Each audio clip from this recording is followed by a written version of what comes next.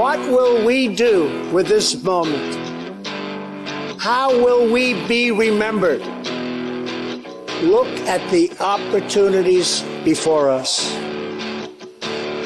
This election really isn't about the left versus the right.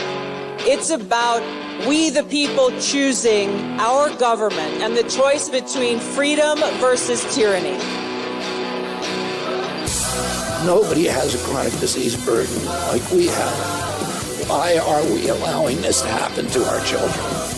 Ultimately, the only thing that will save our country is if we choose to love our kids more than we hate each other. What is going on here is deeper than politics. It is deeply spiritual. We are being called to rise above the hatred and the fear and the evil.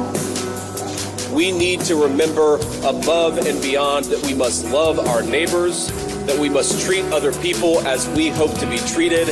You want to be a rebel? You want to be a hippie? You want to stick it to the man? Show up on your college campus and try calling yourself a conservative. America is going to reach heights that it has never seen before. The future is going to be amazing!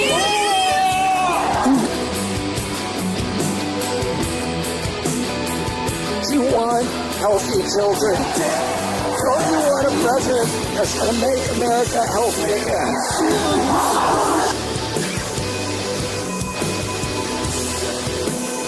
Come to you today as a former Democrat.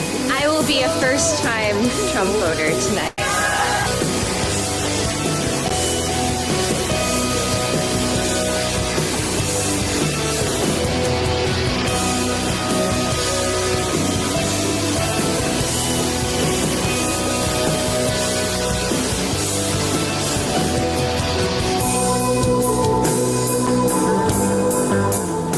The people dreamed this country, and it's the people who are making America great again.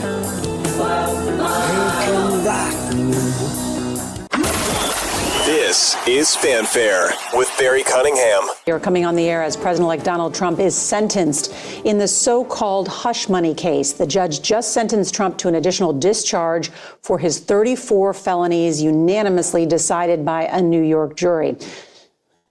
And it's an unconditional discharge, to be clear. Trump spoke virtually from his Mar-a-Lago resort saying, quote, "This has been a very terrible experience.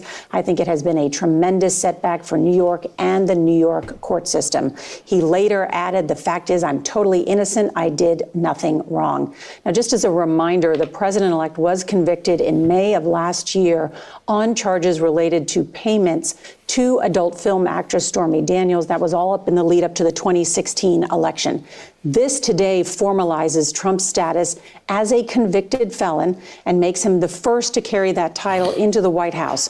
Trump and his lawyers had tried tirelessly to delay today's proceedings, taking their appeal all the way to the Supreme Court. Then we heard from the Supreme Court last night, and they ruled in a 5-4 decision that the sentencing could take place today, including 2 of the conservative justices siding with 3 in the liberal wing of the Supreme Court. I want to bring in our congressional correspondent. So they didn't waste any time. I'm sorry about the lower third got mixed up.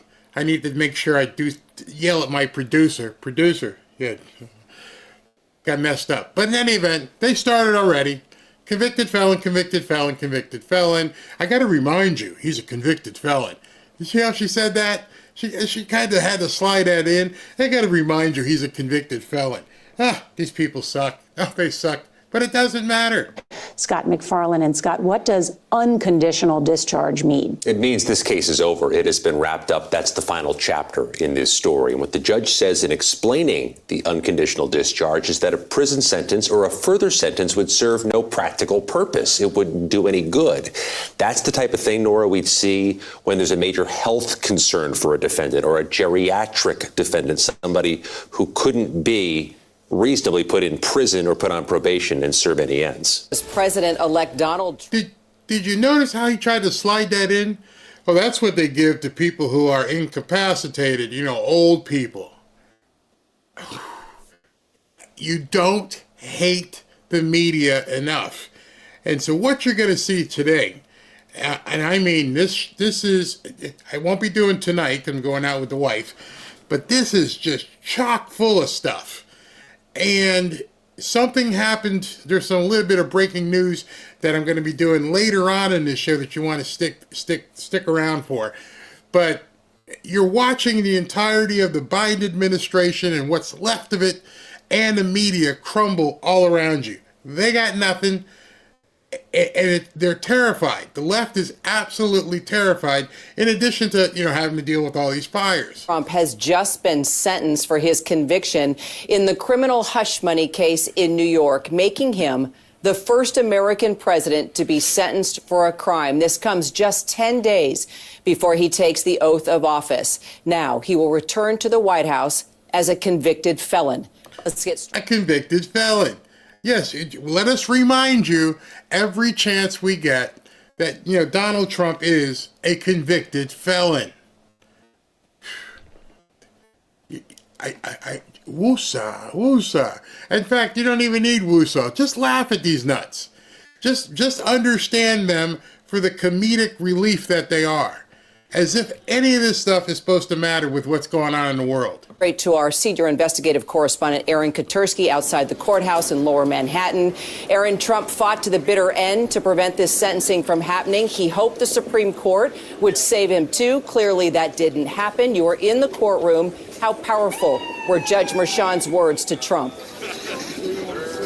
He sentenced Trump to an unconditional discharge, as he promised he would. He said it was the only lawful sentence he could impose to respect both the sanctity of the jury's verdict, convicting Trump of 34 felony counts of falsifying business records, and also the duties of president that Trump is about to undertake.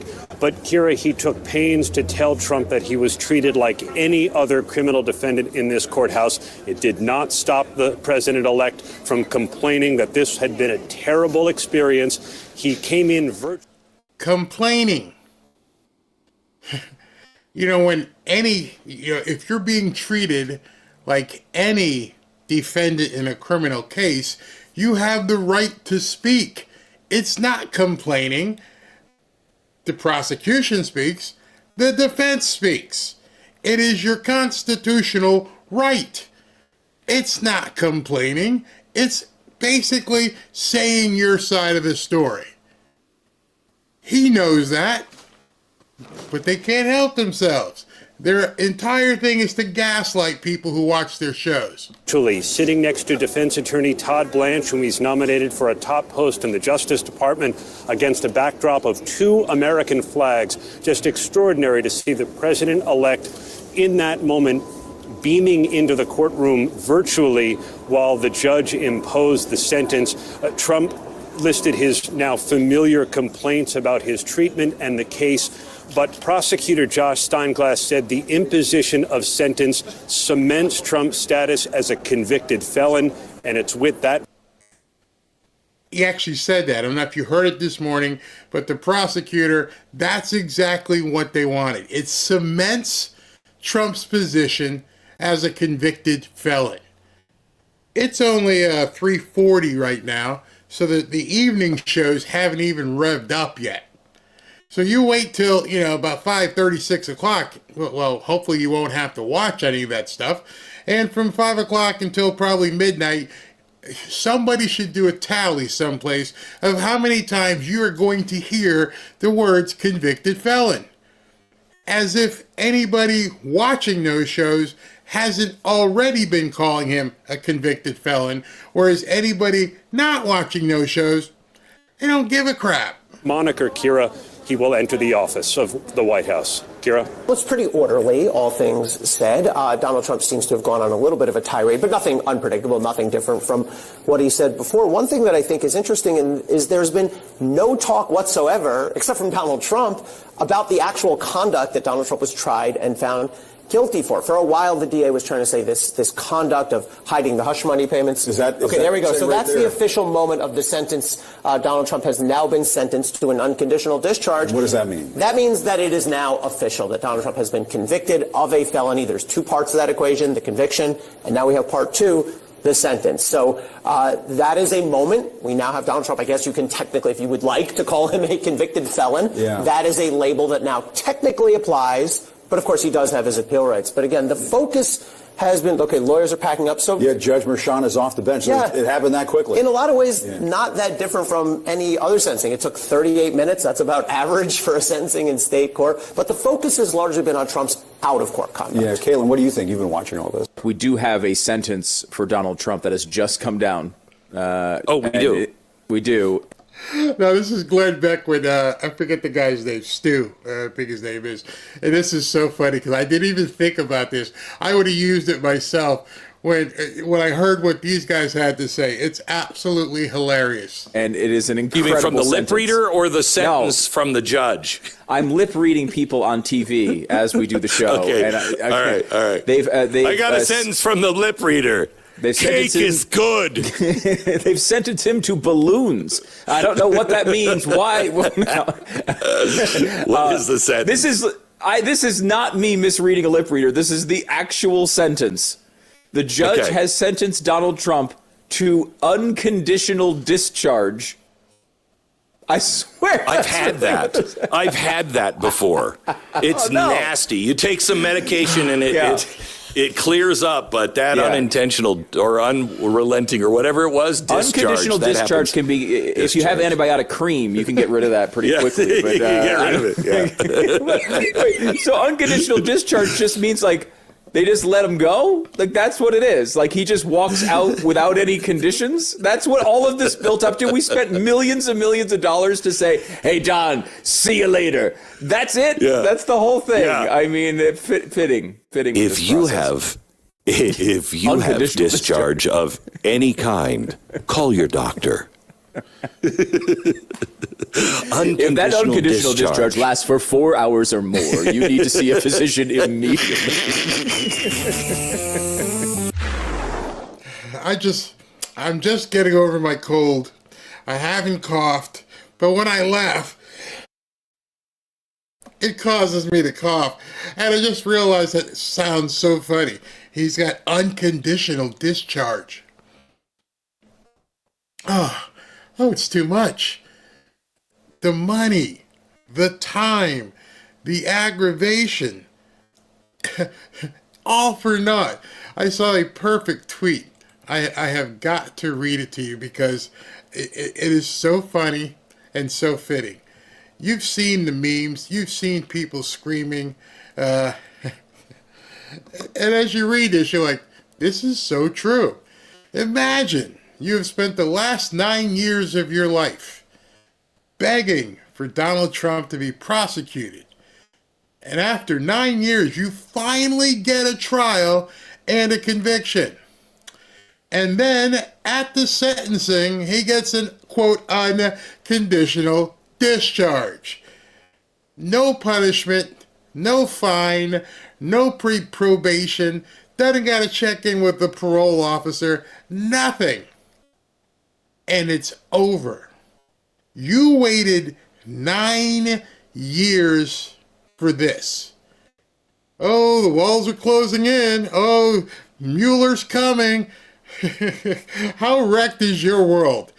Just imagine, tens of millions of libnuts are experiencing that right now. They're sitting back going, yeah, for the last 9 years, 2 or 3 impeachments, Mueller, Jack Smith, Merrick Garland, Alvin Bragg, Letitia James, Fannie Lou. Oh, the walls are closing in. Oh, we got him this time. It was just like salivating at Rachel Maddow. Remember Rachel Maddow? I got the Trump tax returns. Oh, forget about the tax returns. We're still going to get him. And you waited, and you waited, and you tweeted, and you posted, and you made memes. Oh, he's going to jail. Pictures of him behind bars. And you finally get a conviction.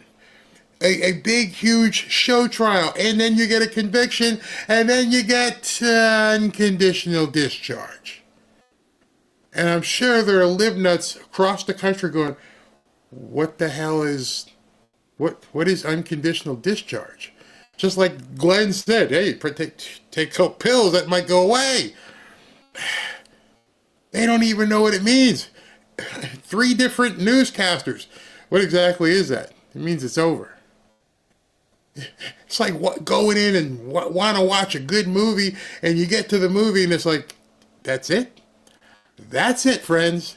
That's all, folks. It's over. You waited 9 years. You posted memes and talked to people and screamed at us maggots. And oh, wait till you see what happens. And nothing happened. Zippo. Nothing. Except for one thing. In 10 days, your daddy's coming home.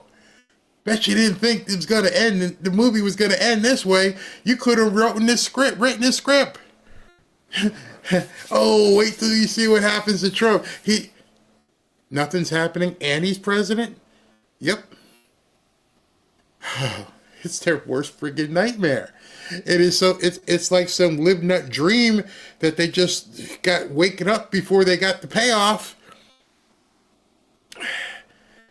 Laugh at these people because it's a joke. This is all they wanted. Orange man bad. Wait till he puts in handcuffs. Blah blah blah blah blah blah blah blah. And he got nothing. And nobody cares that you're calling him names. He's gonna be the name you can call him in 10 days? Here's what you can call him. Mr. President. Because that's what he is to you.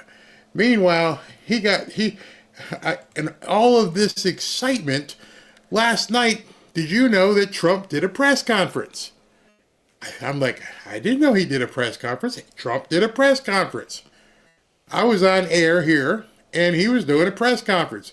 He's holding, or was hosting, a dinner with Republican governors across the country.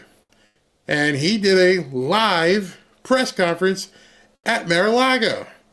And so I've cut, the questions so you guys can listen to this. This is Trump before he became the convicted felon today, handling business like only he can. It's going to be very interesting to see whether or not they're going to build, or whether somebody else is going to build and build a much lesser home. These were the most expensive homes outside of Palm Beach County. I see a list outside of Palm Beach.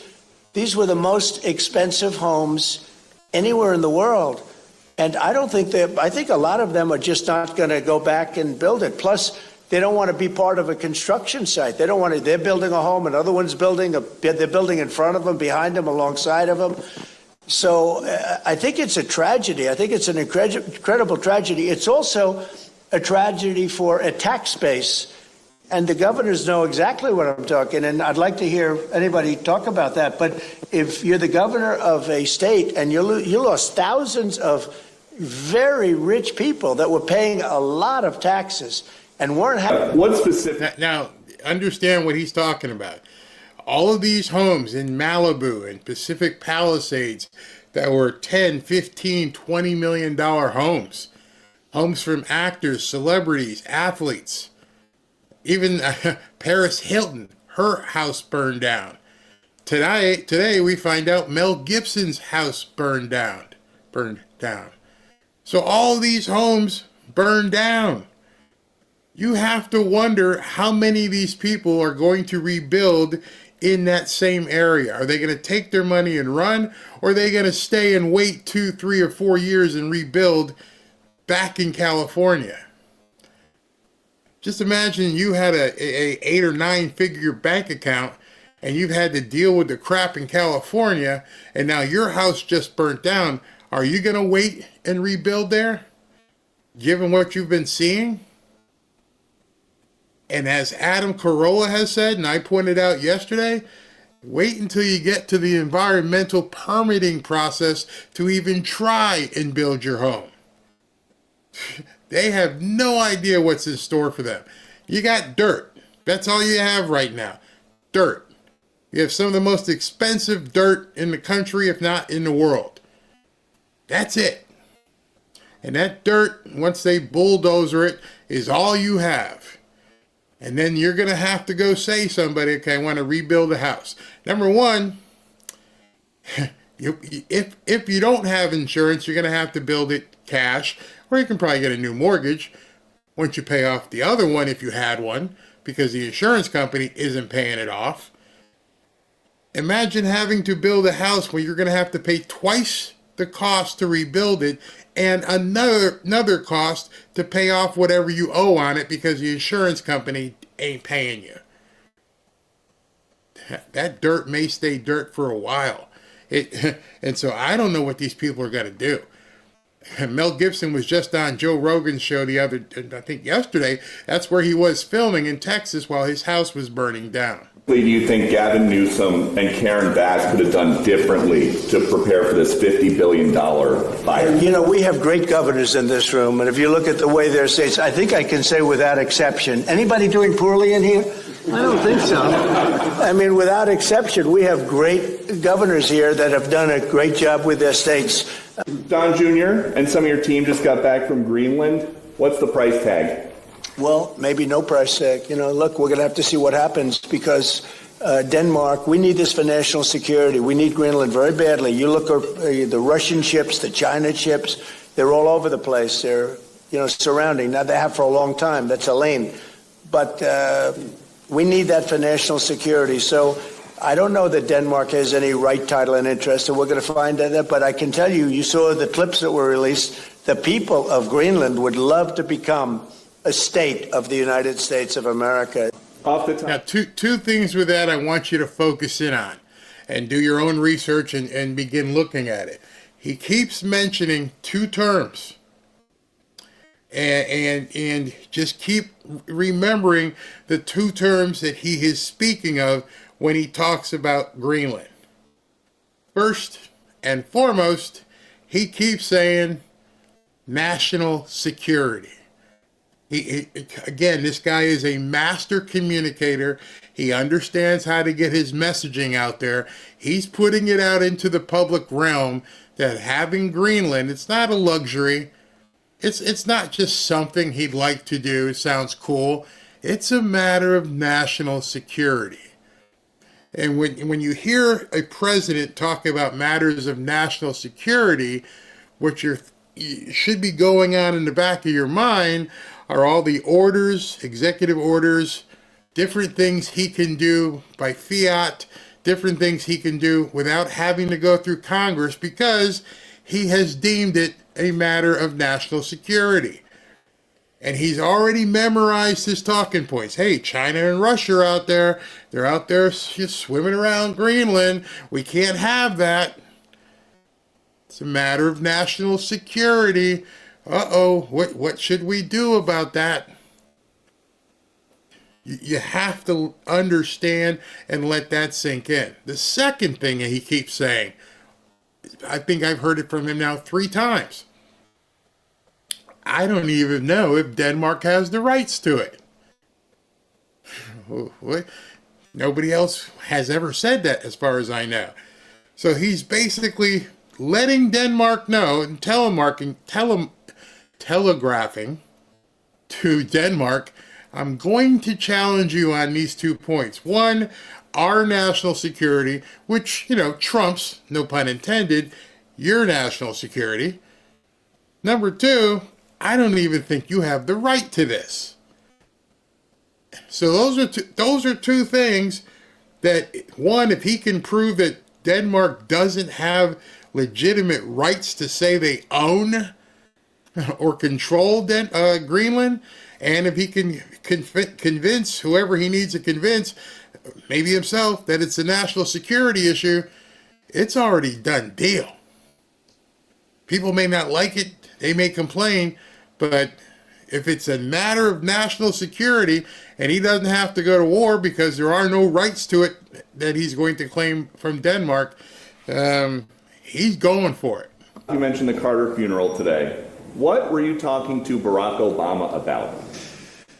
It did look very friendly, I must say. I didn't realize it. I didn't realize it, how friendly it looked. I saw it on your wonderful network just a little while ago before I came in, and I said... Any of you believe that? Again, knowing who this guy is, I didn't realize how friendly that looked. So here's a guy who's used to being on stage and commanding things. He knows when he walks into a room, even in his own damn house. When I enter a room with people in it, the one thing I'm pretty sure Donald Trump is 100% convinced of, and has been convinced of for decades, is that when he enters a room, all eyes are on him. When we interviewed Peter Tickton earlier, who used to be one of Trump's attorneys and went to high school with him, everybody knows he's the center of attraction, or wants to be the center of attraction wherever he goes.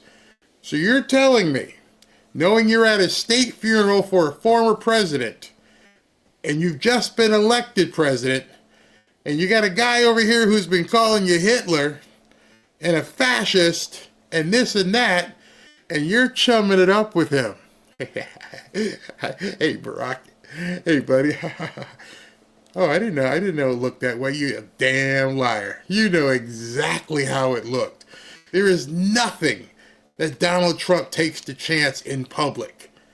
You've watched him go out in his rallies, and he always talks about his hair, and he knows what everybody's looking at. So if you think by chance he didn't know that every camera was going to be right on him and what he was going to be doing, especially given who he was sitting next to, then you're one of these people probably who thinks that the Orange Man was going to jail. That was 100% messaging. Believe it. There's no way you walked in and just didn't think anybody will see me? I wonder if people will find, hey, I'm going to talk to Barack. Maybe I won't be on television. Sure. Boy, they look like two people that like each other, and we probably do. We have little different philosophies, right? But we probably do. I don't know. We just got along, but I got along with just about everybody on that.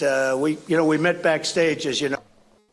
Okay, so he's going to drop a little information for you. Did you know this? Before we went on, and so if they met backstage, he knew where he was sitting. He knew where things were headed before he even got there. So if you met backstage with him, you could have talked to him there. You could have said, hey, Barack, hey, how you doing? Let's discuss something here. But you waited. You waited until you got seated. You waited until all the cameras were focused in on you.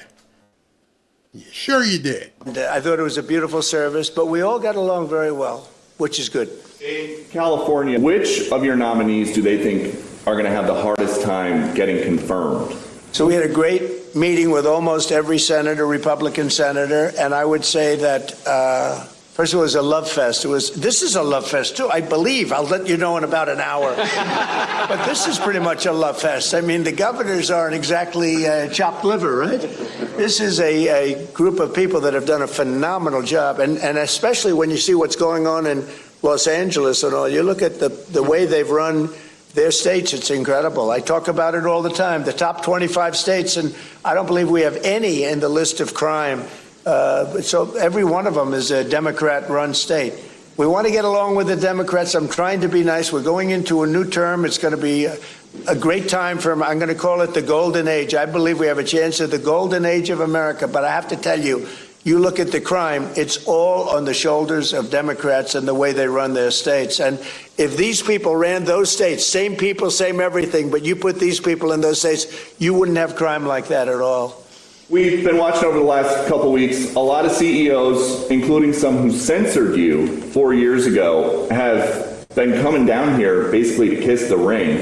Did they change or did you change? Well, maybe we all changed, I think. Oh, hold on.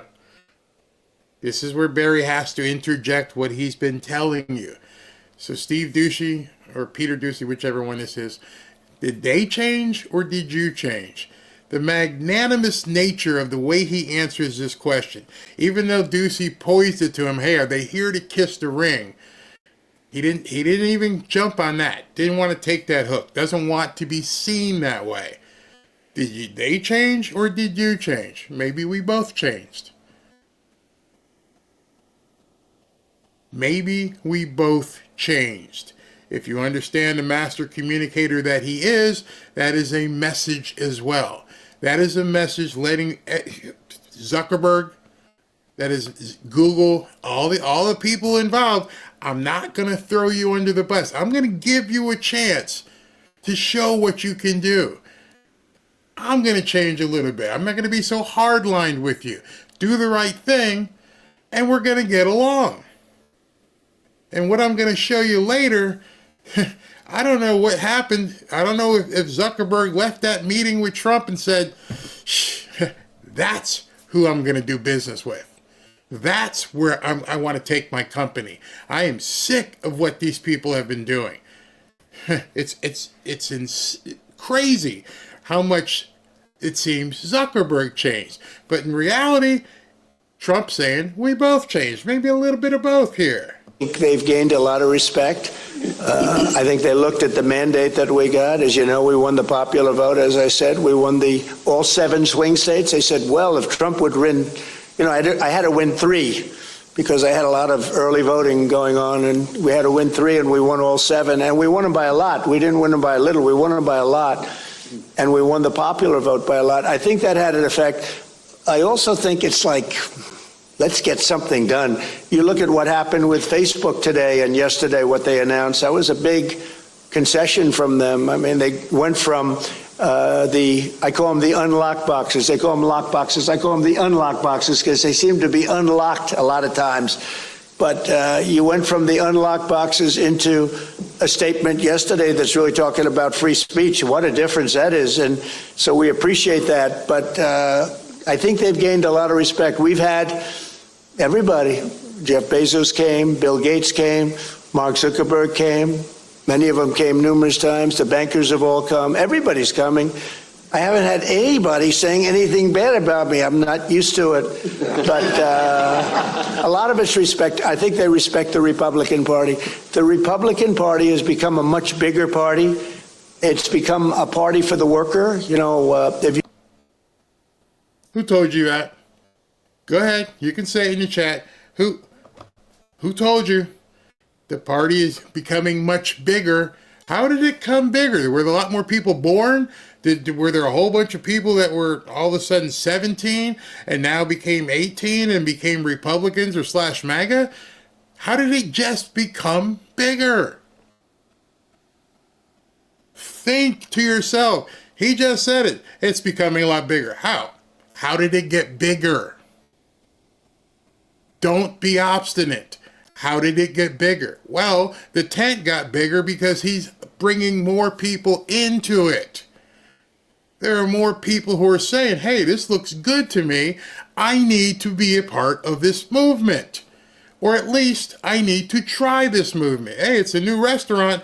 I'm not really sure, but you know what? I'm willing to go into this restaurant and see if they've got the good. There's more people in here now. All these people out there complaining, you know the story about this and about that, and not enough of this and this. And he's like, it's a lot bigger now. There's also a word he used, I think 4 times. You can go back and rewind it. 4 times he used this word, 4 times. He said they've gained respect. Respect is usually a mutual thing. Respect. I've noticed in the chat many, many times when we've been talking about Zuckerberg and some of these people, and I see the word that most people who are commenting use. And the word that the people who comment use is often trust. That man didn't say trust. He said respect. You see, as I told you last week, I don't trust Mark Zuckerberg. I'm not trying to trust Bill Gates. I'm not trusting Jeff Bezos. I don't have to. But we can have mutual respect. I mean, they don't know me. I'm talking about with Trump. We have mutual respect. And he said it 4 times. They respect. They respect. They've gained respect. He didn't say we all trust each other now, which is what most people in the comments were saying. And as I watched, I'm like, you're not getting it. It's almost like you get ready to fight somebody. And oftentimes, if you look at fighting somebody, you think to yourself, I respect that this guy could knock my block off. So I may not want to, okay, let's just talk, because I know what you could do and you know what I could do. So let's respect where we are. In addition, he used another word. And since the time he's used this word a couple times, I don't know if you even caught it. See, nobody ever goes on the news and talks about what people actually say. And the word Trump used about Mark Zuckerberg, if I have to rewind it, put it in the chat and let me know. He said concession. He said Zuckerberg is making a concession. Who makes the concession? When there are two people either doing business or being adversarial or not getting along, or in your own interpersonal relationships, if you have a little problem with your spouse, what does making a concession mean? I screwed up. I'm sorry. My fault. My bad. What can I do to make it better? You've all been there, I hope. If you're married, you've been there. Most of the guys been there a lot. Most of the guys been there a whole lot. Sometimes we concede without even knowing what we're conceding. But if, happy wife, happy life thing, what'd I do? All right, I'm sorry, okay? I won't do it again. But you concede. And that was the word the boss used, concession. I focus when I watch people, especially people I know are on stage and are communicating. So I don't spend this kind of time listening to idle conversation just between people, but I do when I'm listening to somebody like him, who I know is parsing every word he's saying, and he's letting everybody in the room know what he's saying. He's the center of attention. He's at the head of the table right there. He's about to be the president. Everyone, every leader is hanging on his every word. So when you say a powerful word like respect, and you say a powerful word like concession, you are telegraphing. You are letting people know, I didn't have to react when you said kiss the ring, but I'm telling you, he kissed the effing ring. He respected, I gained respect, he gave concessions. Just remember that as you hear this man talk. You look at all of the union votes that I got, and when I say I, it's really all of us together because it's a whole thing. But we won the Teamsters, we did great with the auto workers, we did, all heavily union, and non-union states we won by a lot. Florida is an example. We won by millions of votes, the highest vote ever gotten. And so it's been a great period of time.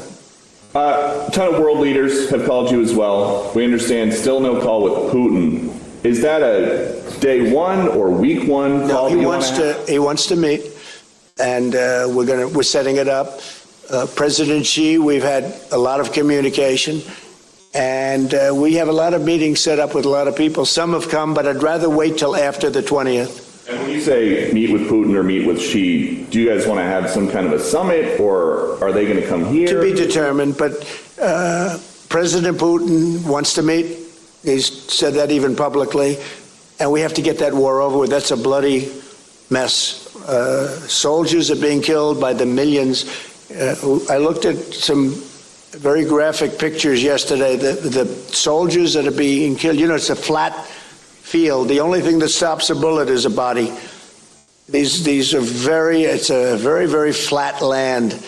And the soldiers are fighting, and they are dying by the hundreds of thousands.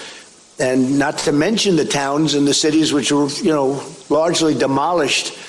And there are a lot of people in the big surprise, and it's going to be a very unpleasant surprise, is how many people were killed in that war. It's much higher than the press is reporting.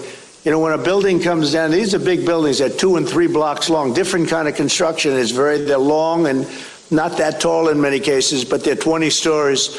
But when a building like that comes down and they say nobody was injured, no, a lot of people were killed. I think the numbers are going to be much higher. And that's a war that would have never happened if I were president. And it's a war that I'm going to try really to stop as quickly as I can. The number of people dying on a daily basis, and I get the reports every single day, and largely soldiers at this point, but the number of people, both Russia and Ukraine, it's staggering. When you threatened tariffs on Canada a couple weeks ago, Justin Trudeau rushed down here. He wanted to make nice. Now he's on the way out. Is that what you wanted? I didn't think he was going to quit. He probably saw the numbers. Look, I called him Governor Trudeau because they should. I didn't know he was going to quit. Sure you did. If you saw the numbers, you knew that basically, let me go for the throat with this guy. Let me go ahead and choke the life out of him. There are 2 struggling countries. You got Mexico, who's being overrun by the cartels, and you know that woman who's their president doesn't have any power whatsoever. And you've seen the numbers on Justin Trudeau, and you know that basically the people want to choke the life out of him as well. You watched as he seized bank accounts and did everything a little tyrant could, and all you had to do was float something that would make it even worse for the Canadian people. And you knew he'd have to come running and talk about what you were telling everybody. It'd be the 51st state, really. It would make a great state. And the people of Canada like it. They'd pay lower taxes. They have virtually no military. They have a very small military. They pay less than 1%. They're about the lowest payer in NATO. They're supposed to pay much more. They haven't been paying. They have a lot of problems, and I was with Wayne Gretzky. I said, Wayne, would you like to be the governor of Canada? I can't imagine anybody doing any better than Wayne. Wayne was not too interested, but why would he mention Wayne Gretzky? And he's mentioned Wayne Gretzky a couple of times. With all the people who've come from Canada, he keeps mentioning Wayne Gretzky. Well, in case you don't know, Wayne Gretzky was a superstar hockey player, played with the Edmonton Oilers and I forget somebody else, and is basically Mr. Hockey, beloved in Canada. Subliminally, he's telling the people in Canada, your favorite son and I are very good friends. It's a much easier door opener by being introduced and welcomed by somebody you beloved, someone that you trust.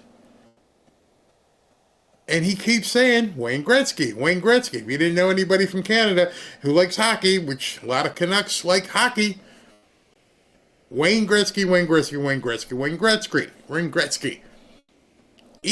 Even though Wayne Gretzky doesn't want to have anything to do with politics, he's utilizing this man as a way to get into the minds and hearts of Canadians. But I think he probably would have liked statehood. He's a friend of mine. He's a great guy. He's the great one. We call him the great one, right? He's a great hockey player. But I will say this. I think that it was stated pretty strongly a couple of weeks ago about Canada, and people laughed, and now they're all saying, well, it's very interesting. And I say from the standpoint of the United States, we're subsidizing Canada $200 and $250 billion a year. We have massive deficits. They've taken about 20%. Let me ask you, Biden's been president for 4 years. Other people have been president. Did you know that we gave Canada $250 billion, did he say? $250 billion a year. I venture to say most Americans didn't know that we were basically, the United States was playing daddy to Canada, forking out $250 billion a year so that Justin Trudeau could, do what he wanted to do. So if you want power, Hey Justin, here's 250 billion. You want this? Oh, by the way, here comes some tariffs. And now I have to wonder how many people in Canada even knew that the United States were forking over $250 billion a year. $250 billion of your tax dollars. It goes to Canada every single year. What? What? Why? Why am I paying for Canada? How come this country can't exist on its own? Why are we everybody's piggyback? I love the fact that he's publicizing it and letting everybody know. Hey man, we give these guys $250 billion a year. Did you know that? Of our car business. I'd rather do it here. We could put tariffs on. We don't have tariffs on them yet, but they will. That will happen. But they've taken about 20% of our car business. I'd rather have it done in Detroit or have it done in South Carolina or any other state that does cars, and we have a lot of them. We don't need Canada for that. We don't need Canada for lumber because we have big forests that we have, not utilized. In some cases, they're protected, which I can take that protection off. And you take down a tree and you grow a better tree. That's, pretty common. But we don't need anything. We don't need their fuel. We don't need their energy. We don't need their oil and gas. We don't need anything that they have. And I said to Trudeau, I said, why are we subsidizing you $200 and $250 billion a year? He said, I really don't know. And I said, well, I don't know either. I said, what would happen to Canada if we didn't? He said Canada would be obliterated if that happened. Ladies and gentlemen, that is a negotiator. I don't know, sir, what would happen. What happened if I just take your allowance away and you don't have it anymore? That too high. I don't need you. What's the worst thing you could tell someone in an interpersonal relationship? I don't need you. That's the fastest way to basically end a relationship. You're unneeded. And he just told Justin Trudeau to his face, not only are you not needed, but I am going to accelerate this divorce. I am going to accelerate it because first I'm going to put a 25% tariff on everything. But then again, I don't even have to do that. I'll just stop giving you $250 billion a year.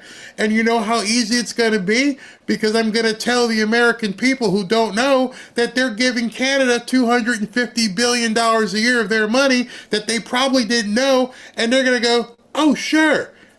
Send that to Appalachia. Send that to California. Why in the hell? If we don't need Canada for anything, we could use that $250 billion here, can't we? And Trump just said, yeah, we could do the cars here in Detroit. We can do this right here. We got lumber. We got trees. Why are we shipping this? I didn't know. So right now you know. And now you're sitting there going, $250 billion every single year? Yep. To Canada? Yep. So just as he's been saying this, and this is at a press conference last night, which of course the media doesn't cover because they don't want people to know what he just said. They don't want people to know that he could dangle the $250 billion carrot in front of Trudeau or Canada or whoever else is next. You guys can all talk big up there.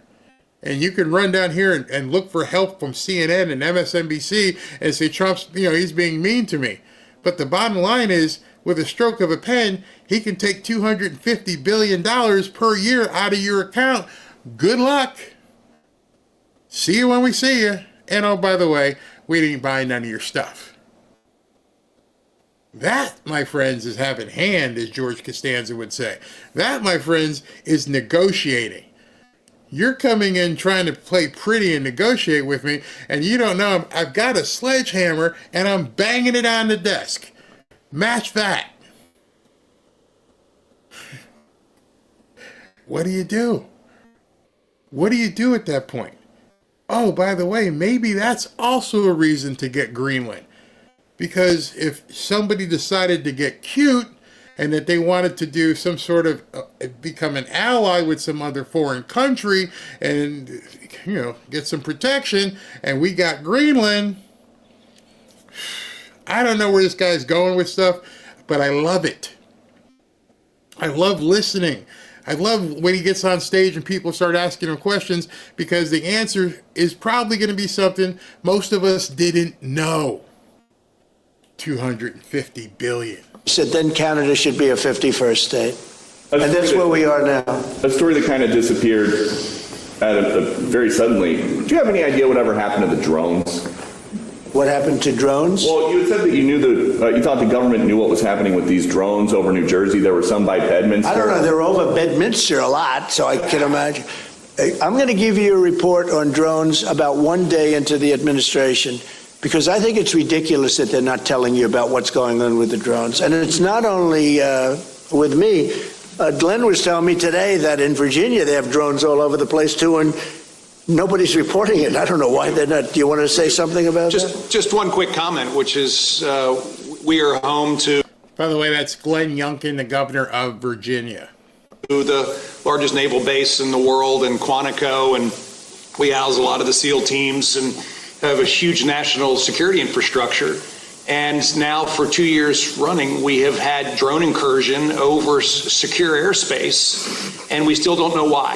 And I think that's absolutely unacceptable. And I think President Trump and the new leadership coming in, I think will work diligently to understand who's behind this and what we do in order to stop the digital surveillance of all of our secure infrastructure. Is it dangerous? Well, I can tell you this. While we were dealing with a terrorist attack in New Orleans, we had drones being flown over our nuclear reactors in Louisiana. And we brought that attention to the FAA. We've been asking the FAA to give these states the ability to mitigate these drones, and it's sitting on some bureaucrat's desk. And that's real. Nobody knows. They don't want to talk about it. Go ahead, Governor, you're going to say? I was just going to say we have drones in Wyoming flying over our infrastructure as well. And it's incredibly frustrating that we not only have no way of knowing what it is, but nobody knows how to deal with them. They don't want to talk about it, and nobody knows why. They don't want to talk about it. That could be us sending drones. I hope that's the case, us doing it and doing research, and maybe they don't want to talk about it from that standpoint. I hope it's not an enemy, but we're going to find out on the 21st, the day after. You have to give me a little time for the inauguration, but shortly thereafter, we'll give you a report on it. We'll tell you exactly what it is. They know, and it's very strange that they aren't talking about it. Peter, thank you very much. Does Biden does he do this kind of a news conference? This is my longest ever interview of a president. Yeah, well, the longest ever before this was one question, and they would rush you out of the room, right? But we have nothing to hide. Thank you all very much. Thank you. Thank you, Peter. I don't know how I missed that last night. I don't know if you saw it. But that clip was basically 14 minutes of questions. And as far as I could see, Peter Doocy was the only person there covering it. None of the other media people even had anybody else there. And he asked him a question, he answered. And gave news. If I'm a reporter, this man just gave a bunch of... Every single one of the things that he talked about is basically a different report. Drones, what's the report? Canada, report.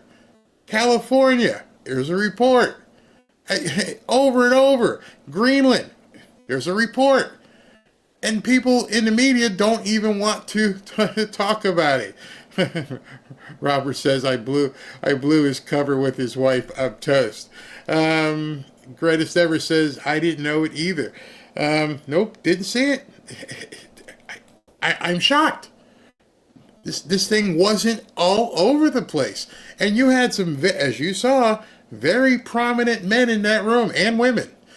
The Republican governors, when they pulled back on that shot, because it looked like it was just a head table, and then when they pulled back on the shot, and you're like, oh, this thing goes around, and DeSantis was over here and over there, there were some heavy hitters in that room.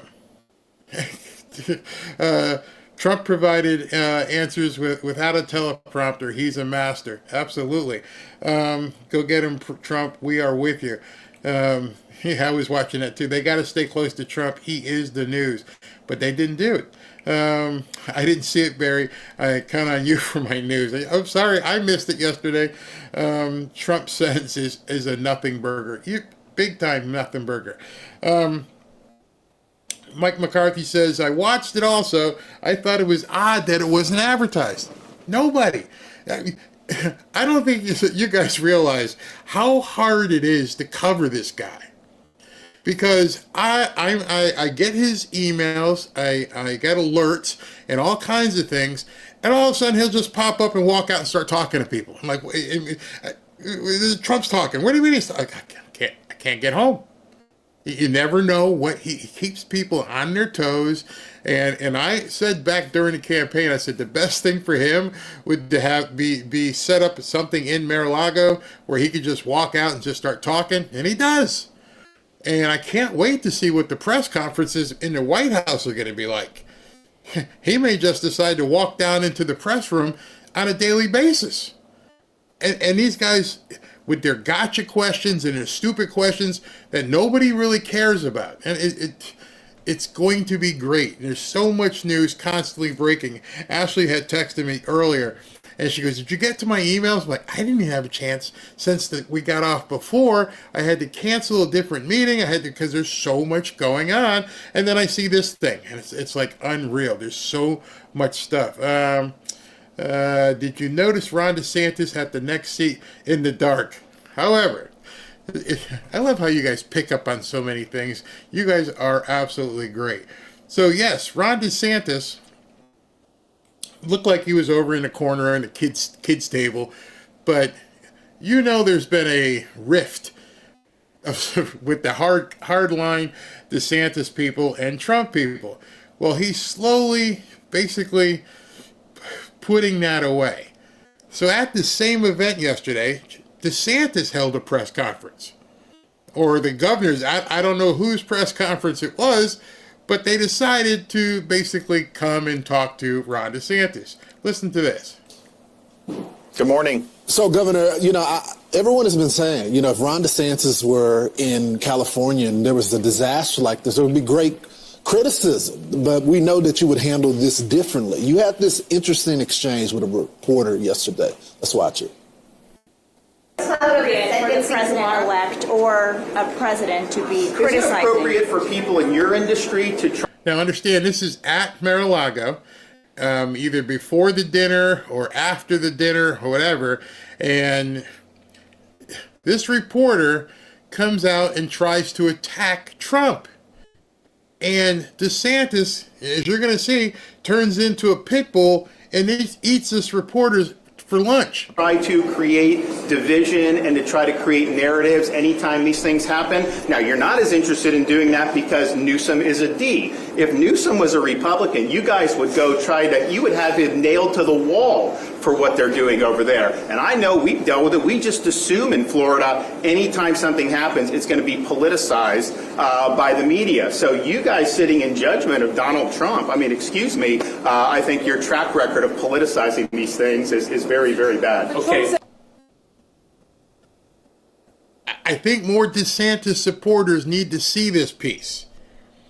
This man got up in front of the other governors and said, number one, you're in my town. I'm the governor of Florida. And number two, I'm going to protect the big dog. And I was so proud of my governor who went out there and said, hey, ain't having it. Not going to have it. Maybe he's thinking 2028. I'm like, I need to start getting my game on right now if I want to be president in 4 years.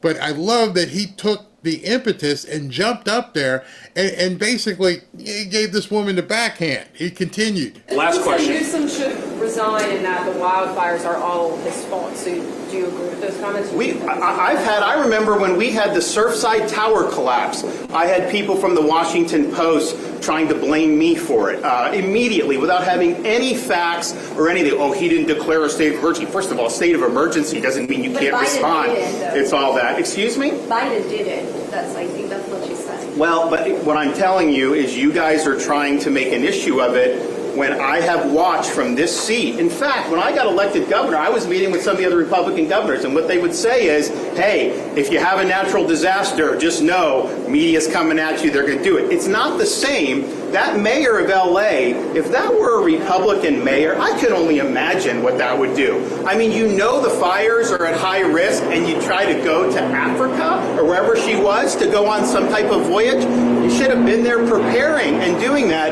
and yet I don't see a lot of heat being directed in that thing. And so, I'd like to see some balance on how this is done. You can criticize the president-elect, but I think you also have to hold these other people accountable, and I have not seen that.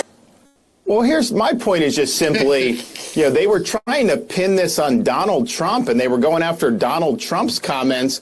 And I'm just thinking to myself, I've seen how these people in the press react to when these things happen in the state of Florida. All they try to do is to find things that they can create negative narratives about. I remember when we had Hurricane Ian, Category 5 monster storm hit Southwest Florida. All they were looking for were things to do negative. And the reality was the state was prepared. We had an overwhelming response. We were doing things like rebuilding bridges in 3 days.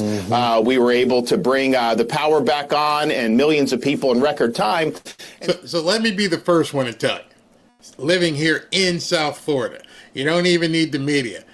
When something happens here, he's on it. He is on it so strongly that the media may come down and you'll see, oh, the winds are picking up and it's over and power's going to be back on and people are working and we're going to leave. And you never hear from them again.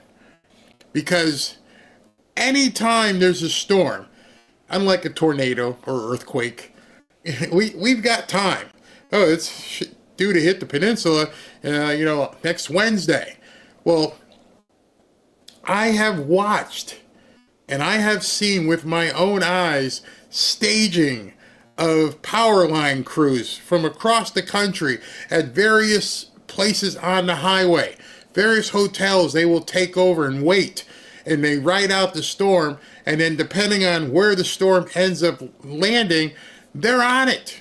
They are on it. That's just restoration services. Now, in addition to that, our hurricane season is every time, I guess what they say is from maybe like June to November. Well, around April or May, the power company starts coming around, clearing stuff from the lines, and they just start doing preventive maintenance. And they'll check, make sure all the connections are good. They change out your meter if it looks like weird or something. They do a ton of work just to prepare in case something's happening. Our development here, there are no poles. Everything is underground. And the newer developments don't have poles and lines and everything. It's all underground power. And it is so streamlined. We could literally have a Cat 4 or a Cat 5 hurricane, and I bet you, depending on where it is, hopefully it's not a bunch of trailer parks or something like that, but wherever it is, you're going to see people descend upon these things very quickly. Not like what you're seeing in California.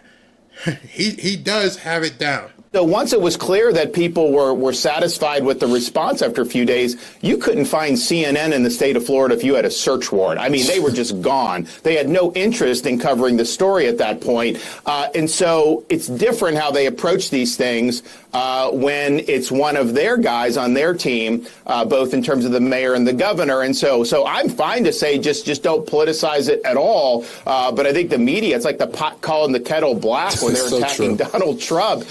When they're the ones that are always the lead in these instances. So, Governor, I've made the request. I think Republican governors need to go out there and show them how it's done because the people are crying out for help and they're American citizens, and that's what we do. We pitch in. What are you doing right now to help them out?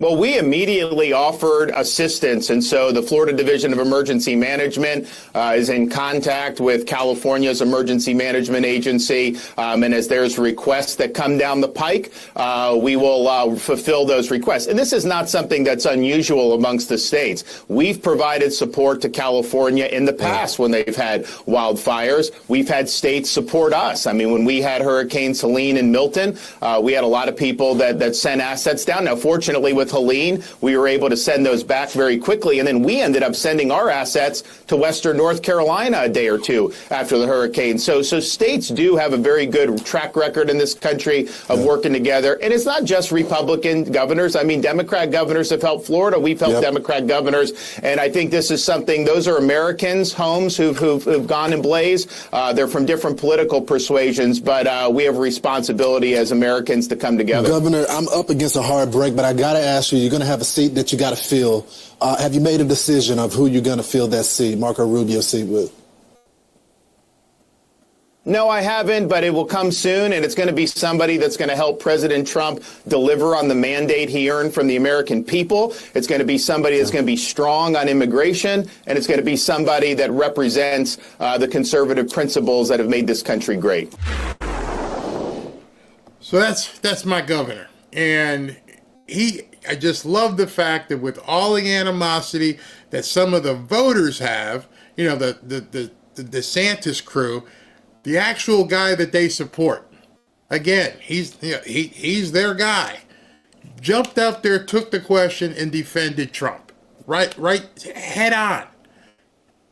People can learn from just watching what their leaders do, and he was, you saw him. Just ate that reporter for lunch. You can't even compare what goes on in some of these states to the clown show happening in California. There's no reason for this stuff to be happening. We've talked about it over and over. It has to be intentional.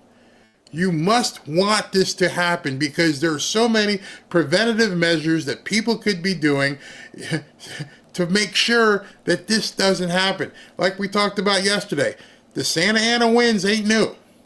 You know, just like down here in hurricane season, we know every hurricane season. When basically August hits, make sure you got a go bag. Make sure you got batteries. Make sure you have generators. Make sure you have canned goods. Make sure you have water. Make sure the car is never below half a tank of gas. You hear, it used to be when I first came down and started seeing what happened with hurricanes, and I didn't know, and you end up like you don't have anything. You see everyone rushing to the grocery store, you're seeing everyone rush to the gas station, but you learn very quickly. How the hell do these people in California not know what to do? How was there no water in the reservoir? I think I have a picture of that. Let me just show you this. Where is it? Hold on. Let me see if I can refresh this and if I can. Where is that picture of the reservoir? I had a picture of the reservoir. It's empty. The giant reservoir that the water comes from, it was empty. How do you not know that? It's incredible that the incompetence, it can't be that incompetent. The MAGA party has a great list of future presidential candidates. DeSantis, Vance, Tulsi, Laura, and I have said before, somebody had asked Ashley, what is Barry talking about when he says bench? That's what I mean with bench. The Democrats don't have any. They don't have that next lineup of people who are ready to step in. They're talking about using Kamala again. Good luck with that. Trump gave Newsom the perfect name. He did. When I lived in Florida, Mom used to fill up the bathtub with water to flush the toilet.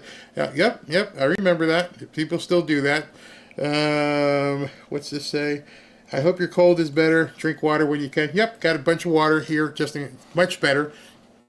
I was fine until Glenn Beck made me laugh about the unconditional discharge, but California is just a shell now. So let me continue because usually the part where I do the 10 stories, is usually pretty short. I'm going to segue into these 10 stories because there's a lot to go over on these 10 individual stories. So let's get to that. Here's the big finish. 10 stories that you just gotta hear. Number 10. I ask you, we've got to deal with this misinformation. There are hurricane force winds of mis and disinformation live. All right. Just so let me set the stage for you here. This is, and it dovetails or serves as an appetizer for what's coming up later. This is Gavin Newsom complaining to the White House. All right, so the whole stuff about Zuckerberg, I don't even know if he realized, or whoever put this video out, what you were doing. We have Gavin Newsom. Where's that tweet? Here we go. Let me just show you this. You got 10 Americans dead in the LA wildfires. 10,000 structures reduced to ashes. 450,000 people without power. 130,000 people with evacuation orders. An alert system sending false notifications. And what is Gavin Newsom concerned about? Misinformation. In this piece I'm going to show you, it's a short video, like 45 seconds. Gavin Newsom is complaining to the White House that there's misinformation. At which point, I want you, as you hear this, to understand Kamala's sitting there and, what's his name? Joe sitting there, and Gavin Newsom's on screen complaining about misinformation.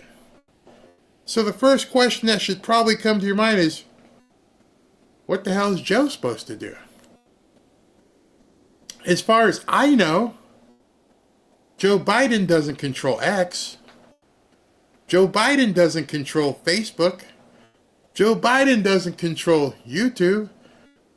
Joe Biden definitely doesn't control TikTok. What is he hoping that's going to happen? People want to divide this country, and we're going to have to address that as well. And it breaks my heart as people are suffering and struggling that we're up against those hurricane forces as well. And that's just a point of personal privilege that I share that with you because it infects real people that are out there, people I meet every single day, people the mayor's been meeting with, and they're having conversations that are not the typical conversations you'd have at this time, and you wonder where this stuff comes from, and it's very damaging as well. But we're here to get the job done. So that should be very, very disturbing to you. A governor of a state is running to his daddy and saying, I can't handle it. What am I going to do? Well, I need you to stop this misinformation. Just exactly how do you expect Joe Biden and Kamala Harris to tell people to stop talking about what they're seeing in California? The fact that that conversation is even happening should make your eyebrows just raise and go, what do you mean? I thought the government wasn't involved in censorship. I'm hoping this video stays up, but I don't know after what I'm going to show you here what may happen, because that is a good lead-in to what I'm about to show you, that these people are starting they openly, they posted it on C-SPAN. Hey man, we need to do something about this. What exactly you gonna do, Joe? Or, Kamala, what do you think you should be able to do about people talking about the wildfires? And who's determining what the misinformation is? What are these people about to do in the next 10 days? Maybe that's why what you're going to see Mark Zuckerberg had to say. 9. Governor, can you just clean this up and fix it and move on, at least? That's what I would like to see. But will that happen? So this woman, yesterday I showed you a video, and I showed you a video where she ran up to Gavin Newsom in the street. And Gavin Newsom said to her, just like he was in the past video, he was on the phone to the president. And she's like, good, let me hear it. And he's like, I got no service. I thought you just said you were on the phone with the president. He lied to this woman to her face. Pretended. And we were wondering, is this fake? Did she just set him up? And so she ended up being on Jesse Waters' show. I don't know. You know, these guys are entrenched in what they do. And I think I agree with Justine. It's time for something new. It doesn't have to be an R. It doesn't have to be a D. Why can't it be someone that knows what they're doing, that knows how to plan? Ask a mom. That's all we do. That's all we do. You take any mom in California, put them in the governor's mansion, they'd probably do a better job than Gavin Newsom. I'm going to say that, and I'll stick with that statement. I really do believe if you see what these moms have to put up with and the pre-planning, and I'm pretty sure Pacific Palisades was on their radar. I mean, we've had fires there historically. And on New Year's Eve, I got another notification telling me about a fire at 1 a.m. that luckily was put out. So that one was put out, but I was ready to leave at that point. So I'm used to these. I'm used to getting these notifications and whatever, and you work with them. But this last one was so odd to not see a single fire truck, to not see a single person come up to me from an official position to come up to me and say, here, we're here to help you. You got to leave. I walked out of my house after I got a notification of a fire, and I packed up and left because the fire was right there. On my way down, I didn't see a single fire truck coming to help me. Wow. I did not see a single, but that's not their fault, Jesse. It's not their fault. The orders come from the top. You know that. No, Justine said that. So when the buck starts and stops right. with these guys. You're right. You know, we're not here to bash the fire department. They're doing the best they can. It's the leadership. And that needs to change, and it needs to change fast, or else we're all going to burn alive, because, you know, these things are out of control. Thank you very much, Rachel. Good to talk to you. I wish more people got in these politicians' faces. Maybe that could change some things. Yeah, get out there. I'm looking at, they're now saying a lot of this may be arson. Who knows? But who are these people that are committing the arson? Are they being paid to do it? Or are they being told to do it? That's not misinformation. That's asking questions. Why was the reservoir empty? How did you not know that you should have a fail-safe in case something would happen? Again, the Santa Ana winds, it's not new. It's not a phenomenon that just happened last week. How did they not know it? None of it makes any sense. Number 8. We must not let up, and that's why I'm announcing today another presidential drawdown authority package valued at $500 million. So, people are being kicked out of the hotels into the cold in western North Carolina. People are having their homes burned down and their businesses burned out in Southern California. But the president right now decides to send this guy out and trot out and say, hey, give Zelensky another $500 million. It includes additional missiles for Ukrainian air defense, more ammunition, more air-to-ground munitions, and other equipment to support Ukraine's F-16s. Retreat will only provide incentives for more imperial aggression. And if we flinch, you can count on Putin to push further and punch harder. Ukraine's survival is on the line.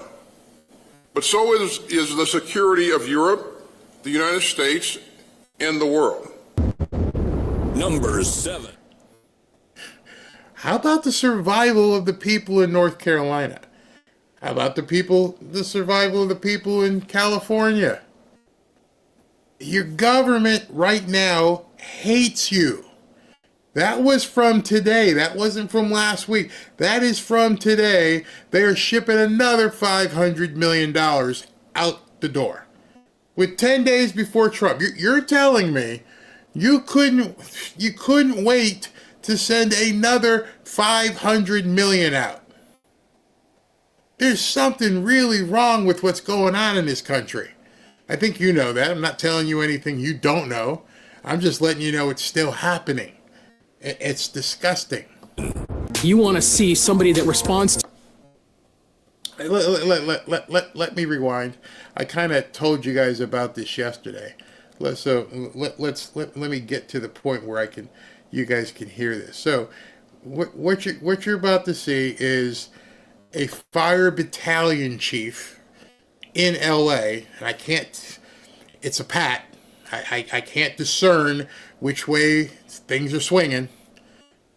But this is the person who says, when you call 911, what you really, really, really want is someone who looks like you.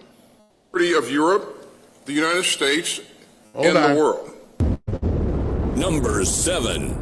You want to see somebody that responds to your house, your emergency, whether it's a medical call or a fire call, that looks like you. It gives that person a little bit more ease, knowing that somebody might understand their situation better. I don't know when you've called 911. I don't care. I have never cared that the person who shows up, that their qualification was they look like me. I want to know the best of the best of the best are showing up when you dial those 3 digits. There's a tweet today. Let me show this to you. This woman, if you want to say that, pretty clearly hates men. You can just feel her disdain for them through the camera. And that's fine. That's her prerogative. But it is madness to promote such a person to the highest levels of an institution whose literal role is to protect and serve the population. A tragic example of the woke institutional capture I've been banging on about, and it sadly suggests that our critical infrastructure institutions may need to be examined. Meritocracy is a key cornerstone of a civilization that can survive. When you no longer have a meritocracy, you are in big trouble. And the first thing out of this woman's mouth was, when you dial 911, you want someone that looks like you. Said no one ever. Is she strong enough to do this? Or you couldn't carry my husband out of a fire. Which my response is, he got himself in the wrong place if I have to carry him out of a fire. No, that's your job. That is your job. If you come and answer the call, you better be able to lift my big ass up. Number 6. You called for unity amid this crisis. There is unity. Everybody there thinks you're a full-blown idiot who should resign. I do think you're going to see rage in the next couple of years because you can't fight fire with platitudes, pronouns, and politics. You need practical solutions. And the people that offer practical solutions were ignored. Water management, forest management, power line safety, brush clearing, vegetation clearing. You don't fight it with a climate agenda, a DEI agenda, or even a political agenda. And you hear Democrats and the media criticizing Trump and others for speaking out as the tragedy unfolds, as if they don't do it during every mass shooting. But here's the difference. You can't speak out if you were warning people years before. Trump's no Johnny-come-lately on this. He was talking about this years ago. He warned Democrats. He offered them solutions, not platitudes, solutions. You can't accuse people of exploiting the political nature of a story if they were giving you advice well before it, publicly, to help you. And what did you... And exactly what Greg is saying. Trump was telling them you need to do this to fix things. And then you get mad because someone says you need to do this to fix things. And then when you don't do it, the things that you were supposed to fix end up being broken and you get screwed. And then you blame the guy who was saying you need to fix these things. That's what's going on in California. They don't accept any culpability whatsoever. They think they've done a fantastic job and everything is fine. And one of the things I hope comes out of this at this point, especially in California, is now everybody in Southern Los Angeles or Southern California, you begin to realize you have a different kind of government. You may have thought it was just environmental, that you were just a liberal, you were anti-Trump. Now you need to understand and be very, very cognizant of the fact that they are not there to protect and serve you. They are there to make sure that the people that they support have money, your money. And if they are hired in a job, you cannot be confident that these people are competent enough to do the job. So when you dial 911 and you need help, you've got somebody saying, hey, I don't know, you expect me to lift you up? Yeah. Oh, when you call them, do you look like them? Did you know that was important? I showed you the article about the fire chief and how it was lesbians are getting it done. I don't think these things should be broadcast after the fact. I think you should let everybody know, hey, listen, you're living in a district. And in this district right here, it is more important for us to be, inclusive and diverse than taking care of your life. Then you can make a choice. Do I want to live this way? Do I want to live here? Because I think a lot of people are now realizing in California, yeah, I thought it was, unicorns and fairies, but I thought at least, at the very bare minimum, if I dial 911, I'm going to get the best of the best of the best. You thought it might have just been in retail or in theater or entertainment or at Disney or at Universal. Oh, that's so cute. Oh, it's the rainbow. But now you know it's in your critical infrastructure. These people have no friggin' clue what they're doing, and they're only there because they're part of the other ecosystem that you guys have created. And you probably didn't know that. Now, you also have to realize, well, that's fire. Are the police that going to come to protect me? Are they the best of the best? You better start asking questions if you live out there. Your existence is pretty scary right now. Guess what the people in New York are finding out? Oh, the subways are fine. I'm Kathy Hochul. I'm going to ride through the subways. Everything's great. Don't mind that I've got 6 guards around me who won't be there with you. So when you're on the subway, I hope you have flame retardant clothing. Just saying. Just saying. Because we don't know who these people even are who are going to be throwing accelerant on you while you're trying to, get home. Guys do. Joe Biden called him a climate arsonist. He's offering practical solutions, and Biden is calling him an arsonist. And by the way, don't even bother blaming this on climate change, because that also offers no practical solutions either. That's it. Number 5. I am not into politics. I don't pretend. All right, so this woman, I believe she is one of the bartenders or on the cast of the show, the Vanderpump Rules. You probably have seen it on Bravo. Yes, I'm guilty. Robin watches some of those shows on Bravo. And Democrat. But I'm going to let her tell you her story.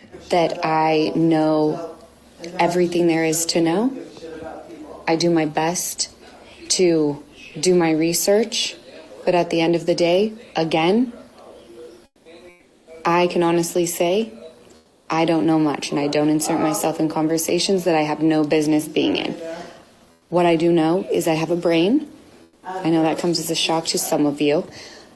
I have 2 ears, and I got 2 eyes that work. And when I look around Los Angeles, when I look around many parts of California, I say, not only is something not right, but I don't like what I see. I am a registered Democrat. I would say that I am a liberal person, I also will say Newsom and Bass gotta go. What's that called, people? That's called opportunity. This woman is walking around her house, realizing her worldview is collapsing and, well, actually going up in flames around her. And I don't care what your political affiliation is. I heard in the background a couple little kids. So she's a mom. And having been around Ashley last couple of weeks for Christmas and New Year's, I watched mom energy close up. And I'm pretty sure many of you who are grandparents and parents have that kind of mom and dad energy where that should be taking priority in every decision that you're making. Hopefully you're not taking little Charlie and turning him into Charlotte. But that being said, if you're not one of those nuts, you woke up in California and went, hey man, this isn't what I signed up for. Yeah, I called myself a liberal. And I think what's happening right now, and an easy question you can ask people, because I'm asking people this. What's a liberal? And I've asked 5 people in the last 2 days, and they can't define it. Because then you follow up, you like paying more taxes? No, I don't want to have to. Oh. You like paying higher grocery prices? You don't care? No, I don't want to keep paying. You like higher gas prices? No. Well, what the hell is a liberal? Define it. What is it that defines you as a liberal? Do you want you want little Charlie to turn into Charlotte? No. Okay, hold on. I'm trying to understand what it is that your value system. And you're going to find, as I've been finding, there are people out there who call themselves liberal and Democrat who can't define what the hell that even means. They are this close. They are this close from going the other way. Because once you ask them the simple questions of life, you want to pay higher for groceries, you want to pay higher for gas, you like all these newcomers, you want them in your neighborhood, you want to pay higher. What's left? Are you telling me the only reason you're a liberal is because you want people to have baby removal? Is that does that define you as a person? Is that your box? Because you're going to find out very quickly most of these people who call themselves liberal aren't liberal. I'm pretty sure most of these celebrities with these $10 and $15 million properties aren't financially liberal. I'm sure they have tax shelters. I'm sure they have accountants who make sure they pay as little in taxes as possible. You use conservative principles. What in the hell makes you a liberal? Baby removal? That's the hill that you're willing to risk your children's lives on?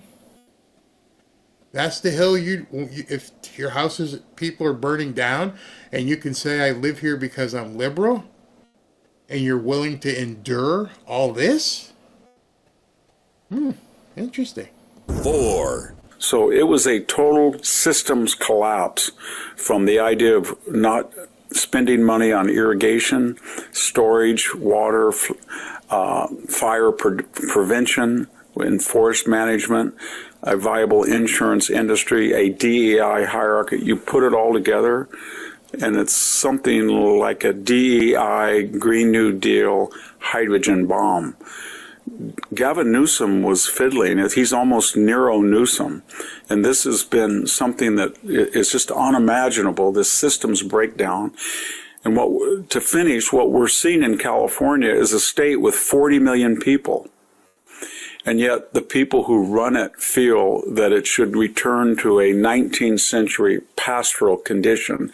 They are de-civilizing the state and de-industrializing the state and de-farming the state, but they're not telling the 40 million people that their lifestyles will have to revert back to the 19th century when you had no protection from fire, you didn't have enough water in California, you didn't have enough power, you didn't pump oil.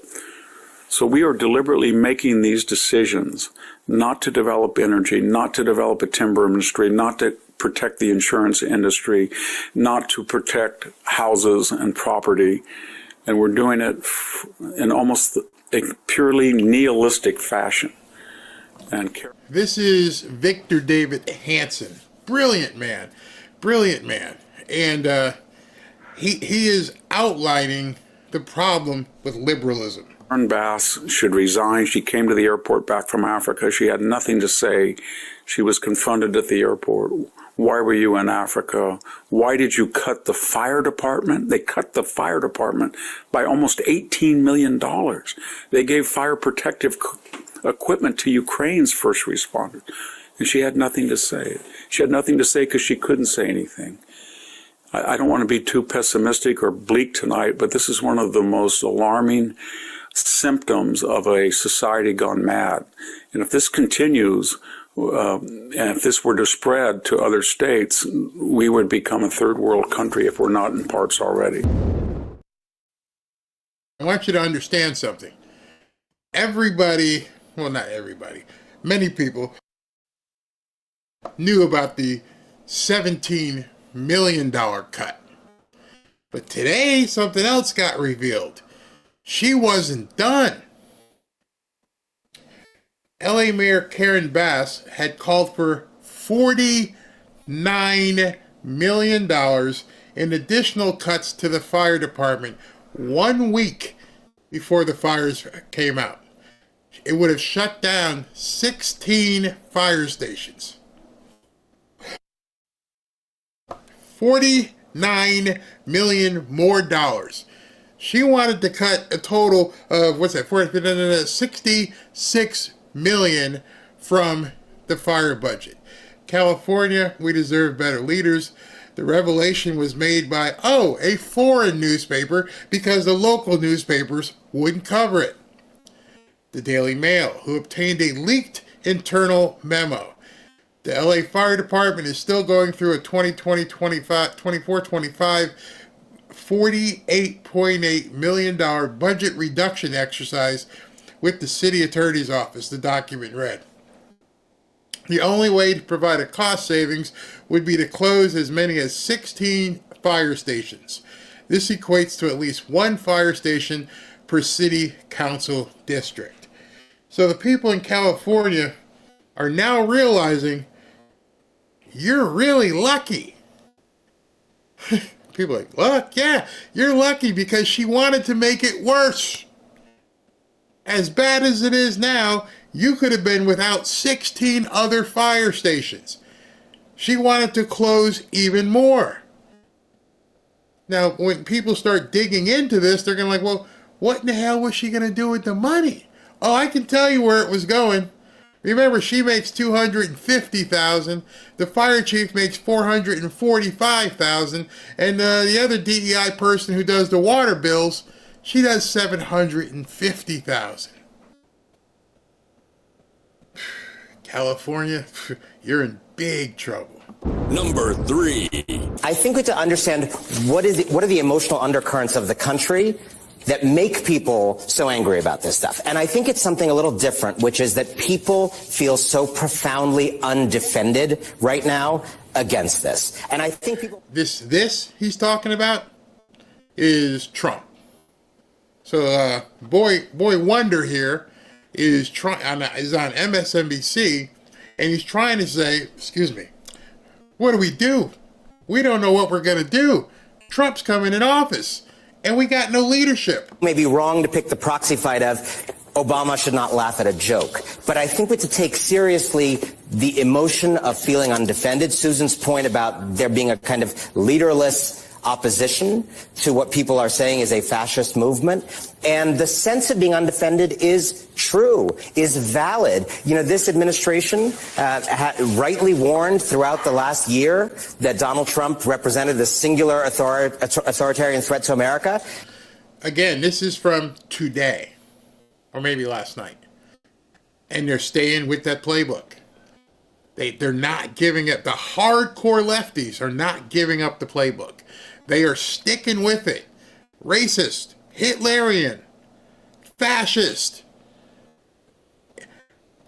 They just got ass munched in an election and they can't stop it. Have we been provided by this White House in its last weeks any practical guidance for how to live under what it claimed was fascism around the corner? Has there been guidance about what to do about your data, what to do if you're gay and need to protect your marriage from what may happen to it under a new Supreme Court? So I think there is this feeling out there that I am being warned and told that the apocalypse is near, but in actual ways, I am not defended by anybody. And then I think that emotion will run wild through all kinds of places, and it may come for you all, it may come for Barack Obama. Yeah. But the thing to pay attention to is people feeling undefended, people feeling unled by anyone in a kind of pro-democracy movement in this country.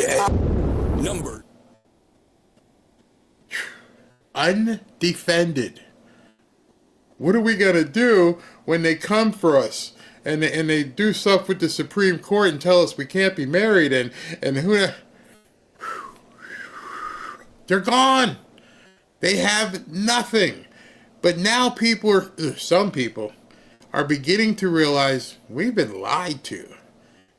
Like that actress that you just saw, and she's like, they got to go. I want you to. I've played some of his stuff before. It's not Stephen A. Smith. It's Charlemagne the God, who's now waking up and realizing you've been used. You have been used. You look stupid. 2. I just think politics is all WWE. And, meanwhile, we out here, cutting off family and friends and business relationships because of who somebody chose to vote for. Like, stop running to kick that football, man. Cut it out. Politics is all WWE. It's really just that simple for me. They really could have been talking about the NFL. They could have been talking about anything. Yeah, but after you went so hard, calling. They're talking about Barack Obama and Donald Trump talking at the funeral. That one thing, and Trump was so smart, that one thing has caused so much discomfort with people on the left. How in the hell did you tell me at speech after speech after speech that this man is a white supremacist, that he's a fascist, that he is just like Hitler, and you tried to say it over and over and over, where you got the other guy with the funky hair saying they feel undefended. You scared the entire population of the left, and yet they see you yucking it up with him. What's up, Barack? How you doing? How you doing? That is a mind flib of epic proportions. You told me this guy was the devil incarnate, and you're laughing with him. You sat right next to him. If Donald Trump had horns and a tail and was going to do so many bad things, why would you be sitting next to him yucking it up? And people saw that, which was brilliant by Trump. And now it's causing a culture implosion. You and I looked at it, okay, they're sitting there laughing, talking to each other. That's all we thought about it. Who knows what they're saying?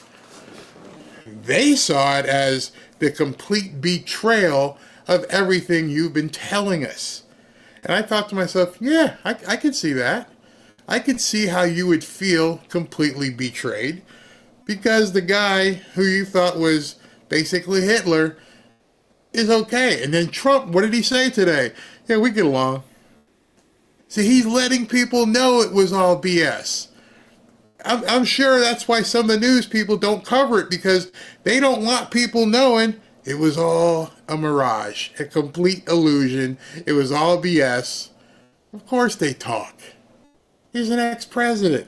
Somebody a threat to democracy and calling somebody a fascist, and now you just, chummy with the man. You told us he was a threat to democracy. To me, that's just terrible political optics. That's WWE, because they sit next to each other. They could have said anything. Trump could have said, "You smell that?" Somebody farted. He could have laughed. Like, you just never know. They was calling him a fascist, just like his VP called him Hitler. Would you giggle with Hitler? Meanwhile, Republicans demonize Democrats every chance they get. Bruce Fisher wouldn't even shake the VP's hand. But you got the last real leader of the Democratic Party, Barack Obama, laughing and giggling with Trump, looking like, he's kissing the ring. The last leader of the Democrat Party would be Joe Biden. How did you leap over him? Hey, bro, did the last 4 years just get vaporized? He wasn't the last leader of the Democrats. The last leader of the Democrats is still the leader of the Democrats. That's Joe Biden. Own it. That's your boy. That's what it looked like. It did. I wouldn't say kiss. I wouldn't say kiss in the ring. I didn't say kiss in the ring. Like a conversation. When you sitting there and somebody has a conversation, If you thought that's exactly what they said. If you really believe, because this is what they said, if you believe that this person is going to jail his political opponents, and you believe this person is going to seek revenge against his political opponents, you probably be in there kikiing too. All I'm saying, it just looks like terrible political optics after you've used such crazy ass rhetoric against him. And by the way, I'm a person that's called him a fascist too, but not because of what Democrats said, but because of what I heard coming out of his mouth. But if you're going to use that type of rhetoric and then sit there and kiki with him after the fact, that's terrible political optics. You just don't know what they were talking about, though. Like you said, it could have been something quick. He just laughed and kept it moving, and we still not messing with each other. I don't care what you're talking about. If you showing all your teeth after you said that he was a threat to democracy. Nah, you don't know what that conversation was about, though. Man, y'all look crazy. You can't say he kissing the ring based off of a 2-second clip of them laughing. I'm not okay. Well, he was showing all his teeth, and you showing all your teeth after you said this man was a threat to democracy, and you called him a fascist. Come on, man. Knock it off. That's not regular political rhetoric to use against a person and then just sit there and act like it's all good after the fact.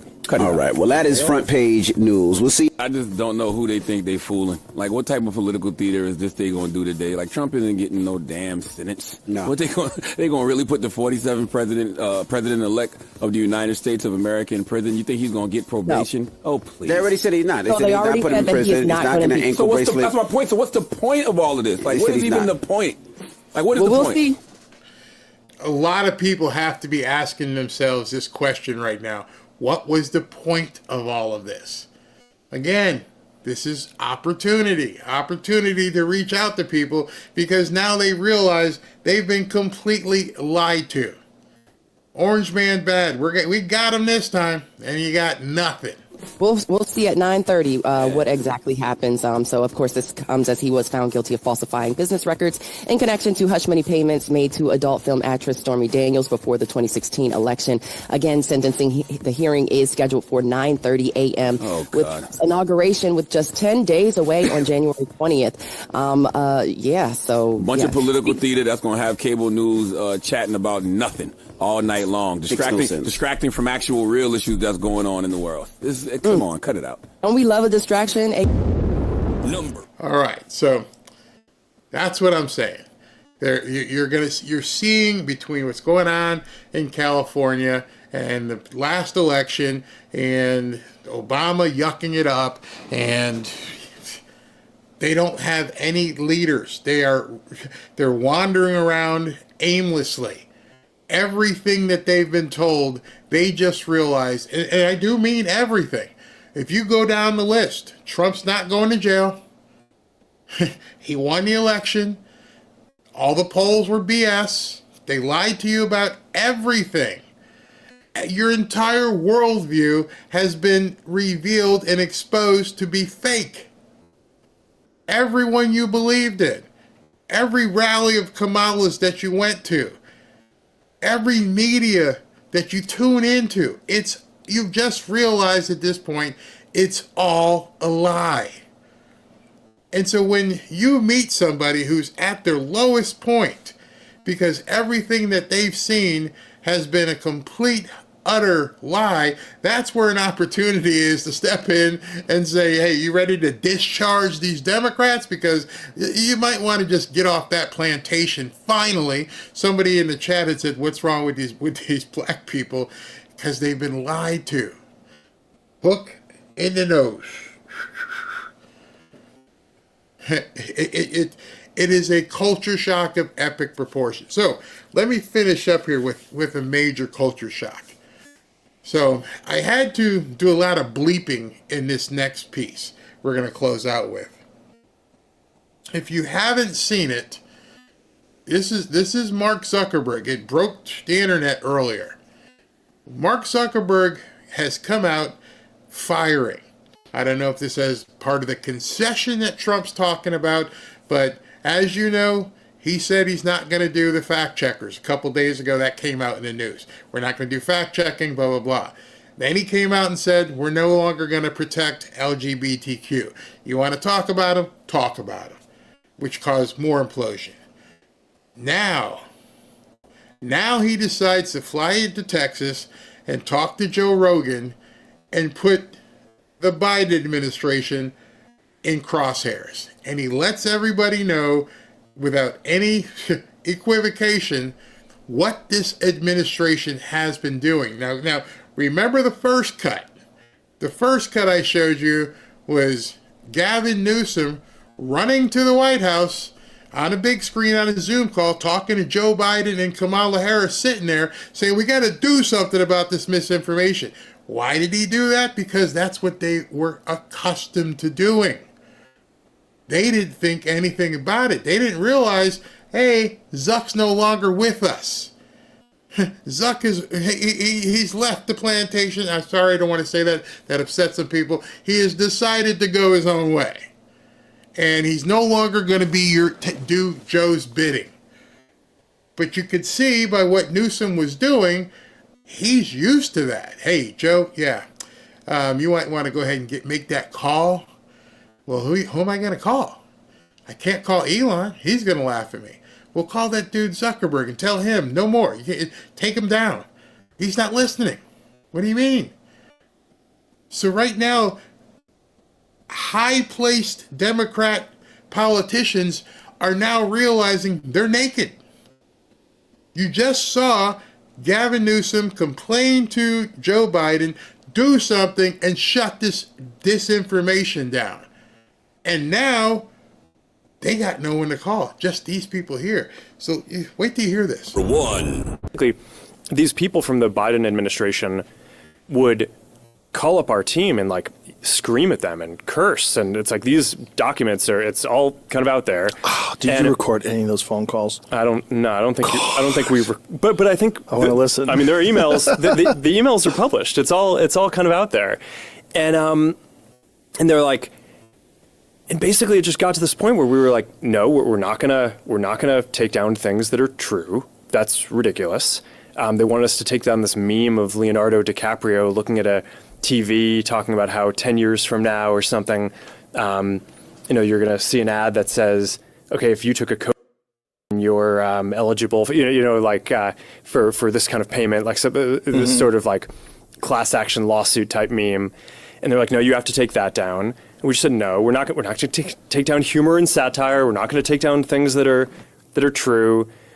And then at some point, I guess, I don't know, it flipped a bit. I mean, Biden, when he gave some statement at some point, I don't know if it was a press conference or to some journalists, where he basically was like, these guys are killing people. And I don't know, then all these different agencies and branches of government basically just started investigating, coming after our company. It was brutal. So I'm looking in the chat and I'm seeing the same refrain. I'm seeing the same thing where people are like, I don't trust him. I don't care if you don't trust him. He hasn't earned your trust. That's not what this is about. What this is about is a complete culture shift. Obviously, it's not going to happen overnight. Facebook's a big company, and some of these people are willing to die on their, basically, to commit hara-kiri before they just completely let go, before he exercises all the demons out of his company. The point that you need to be focusing on is that things, Donald Trump getting elected, is changing the game. What the Democrats had counted on, which you saw with Gavin Newsom, is no longer something they can count on. It will take time for all the internal nuts to be excised from Facebook. But the point is, now, for some reason, he's out here telling everybody in the world what the Biden administration has been doing. And he's on the biggest podcast in the world, Joe Rogan, letting everybody know. So it's not about trust. Right now we're seeing full disclosure, which that means he's probably going to be cooperating with Kash Patel. Because if what they've been doing has been violating people's civil rights, banning people, censoring them, all kinds of things, it's a long way away from being okay. But what we're seeing is somebody has dropped the armor. And now he's out. He was on Fox, not him, but one of his lieutenants. And now he's on Joe Rogan. He went to go meet with Trump. Don't expect everything to change just today. Look at where the puck is going.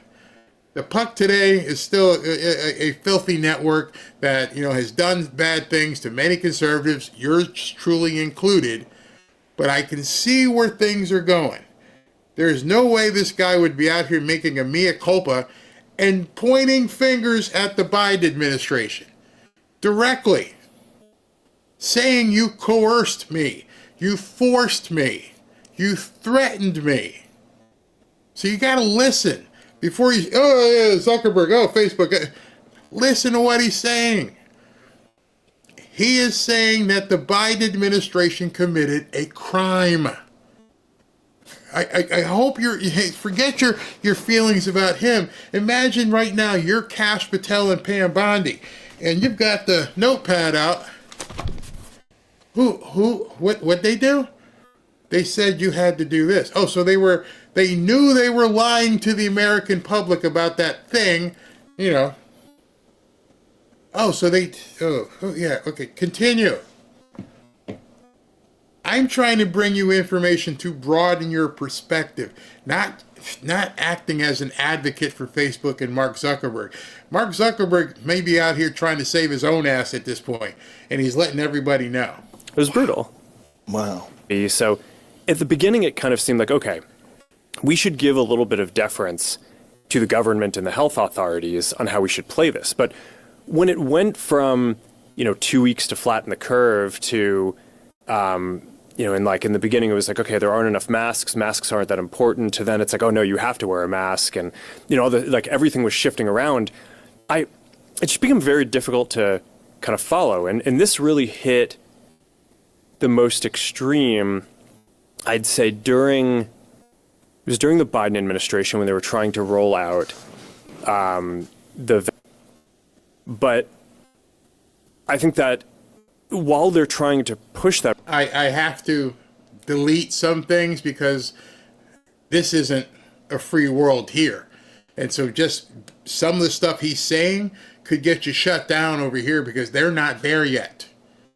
You see, that's another thing. We're looking at a bunch of redwoods in this forest. And the first one was taken down by Elon Musk, and he went and chopped down Twitter. And now Zuckerberg is out here saying it's time that we chop down Facebook and make them play correctly. There's only one left standing. There's one left standing. And so please understand, Barry hasn't suddenly jerked left, as somebody accused me. I'm not saying trust Zuckerberg. I'm not saying run back to Facebook. What I'm saying is read what's going on. There is a culture shift of epic proportions happening. Scary to the left. All of their pillars are being chopped away. Biden controlled Facebook. Biden controlled Twitter. Biden probably still controls this place. In order for Trump to be successful, I'm not saying anyone needs to trust Zuckerberg. I'm saying we need to work at paving this road, and this road is of making sure we're all on an equal plane. If you want to say something on X, if you want to say something on Facebook, if you want to say something here, the government should not be in your way telling these people, take that down, delete that person, and ban that person. And so what you're hearing, it's gone on for 2 weeks now, Zuckerberg out saying, I'm done with this. I'm a free man. Trump has freed me. And I know I've done stuff. It's almost like watching a mobster become state's evidence. We all know the mobster killed people. We all know the mobster sold stuff. You know he was in charge of racketeering and different things. But now the mobster's coming out and saying, yeah, and this guy and this guy and this guy and little Jimmy and Johnny the Snake and all these other guys, they're the ones who were doing it. I need my immunity. I need my get out of jail free card, but I'm gonna tell on everybody. I'm gonna be a stool pigeon. That's pretty much what he's doing right now.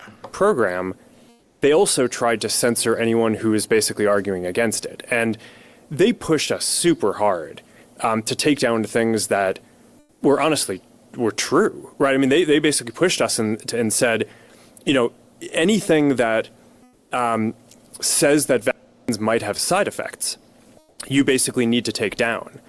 And I was just like, well, we're not going to do that. Like, we're clearly not going to do that. I mean, that is kind of inarguably true. Who is they? Who's telling you to take down things that it was that talk about vaccine side effects? It was people in the Biden administration. So we tried to put in place a system that would deal with it. And early on tried to basically make it so that it was really limited. We're like, all right, we're just going to have this system where there's these third-party fact checkers and they can check the worst of the worst stuff, right? So things that are very clear hoaxes, that there's like, it's not like we're not parsing speech about whether something is slightly true or slightly false, like Earth is flat, things like that, right? So that was sort of the original intent. We put in place the system and it just sort of veered from there. I think to some degree, it's because some of the people whose job is to do fact-checking, a lot of their industry is focused on political fact-checking. So they just kind of veered in that direction. And we kept on trying to basically get it to be what we had originally intended, which is just, it's not, the point isn't to like judge people's opinions. It's to provide in this layer to kind of help fact-check some of the stuff that seems the most extreme. But it just... it was just never accepted by people broadly. I think people just felt like the fact checkers were too biased. Mm-hmm. Not necessarily even so much in what they ruled, although sometimes I think people would disagree with that. A lot of the time, it was just what types of things they chose to even go and fact check in the first place. So, I kind of think like after having gone through that whole exercise, it I don't know, it's something out of like 1984, one of these books where it's just like, it really is a slippery slope. And it just got to a point where it's just, okay, this is destroying so much trust, especially in the United States, to have this program. And I guess it was probably about a few years that I really started coming to the conclusion that we were going to need to change something about that. Again, as I'm watching stuff here and people are saying, I don't trust him. I don't care. I don't care to trust Mark Zuckerberg. It is not my position to trust Mark Zuckerberg. I don't know him. I don't owe him. He doesn't owe me. I trust Trump. And the very beginning of this video, I showed you what Trump said. And where he said... basically, there's some respect that's been gained, and there's some concessions that Mark Zuckerberg has made. I don't know what those concessions are. I heard what Trump said. And then, for some reason, he shows up on Joe Rogan's podcast. I am still personally banned from Facebook. I can't even get on it. reason why I show you this isn't to promote Facebook, isn't to ask you to go on it, isn't asking you to open an account or do anything of that nature. What I'm trying to portray to you, it's something very significant is happening. And it's happening very, very fast. November 5th wasn't that long ago. November 5th, actually, November, December, we're talking a little over 60 days. And in 60 days, look at what has happened just this quickly. So I can't even imagine where we're going to be in the next 60 days once Trump has his cabinet in place.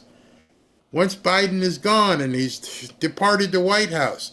I'm looking at the progress. I told you I like to listen, hear what the man has to say, what the actions are, who's coming in, what they're doing. John Fetterman going down to Mar-a-Lago, all these different things.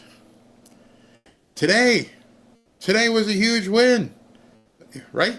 We're going to win so much, you may even get tired of winning. And you'll say, please, please, it's too much winning. We can't take it anymore. Mr. President, it's too much. And I'll say, no, it isn't. We have to keep winning. We have to win more. We're going to win more. So I don't know what the concession was. I don't know if Trump said, well, you know, it's nice that you're telling me. You got to go tell everybody. And you have to let, and here's what really interesting for those of you that are astute listening to what Zuckerberg said, you know there's a lot more there.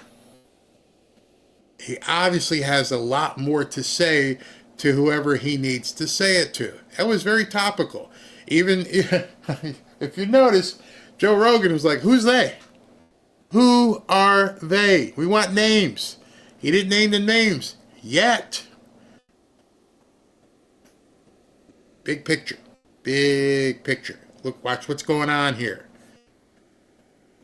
So I just wanted to take a second and say, I'm not telling you to trust anybody. Yes, Zuck is not trying to do right out of conscience. He's trying to save his own butt. I'm looking at it like I'm watching The Godfather or mob movies. These dudes he's saving his own ass at this point. Hey man, they made me do it. I'm just telling you, I'll give it all up to you. I'll let you know who did it, what they said, how they did it, what they were trying to protect, who they were trying to protect, where the orders came from, what they threatened me with, what kind of coercion. That's a cornucopia of crime sitting right there. I hope you realize that. At that point, the United States government went into a private business and coerced that business by force to do certain things against its citizens. Light bulbs should be going off on your head right now. Oh, yeah, they did that? Yeah. Take down stuff about that thing because we don't want people talking about the side effects. Whoa, hey, what side effects?